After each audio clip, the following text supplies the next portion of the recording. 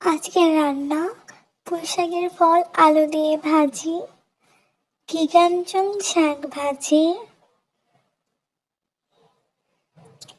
ছোট মাছ দিয়ে আলু দিয়ে বোনা, ছোলা রান্না, বেগুনি, আলুর চপ, পেঁয়াজু সবকিছুই আছে এখানে।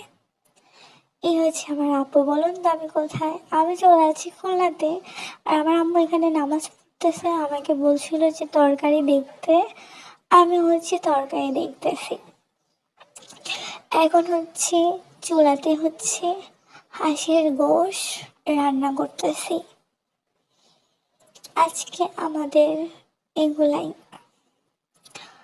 শুধুমাত্র একজন নেই, তাছাড়া সবাই আছে। 3 ভাই বোন একসাথেই আছি, আব্বু আম্মু আছে, শুধু আমার জামাইটাই নেই। আমার জামাই আমার সাথে আসেনি, আমি জিদ করে চলে আসছি। এই যে হাঁসের গোশত, দেখতে কত লোভনীয়, খেতে না কত মজা হবে, তাই না?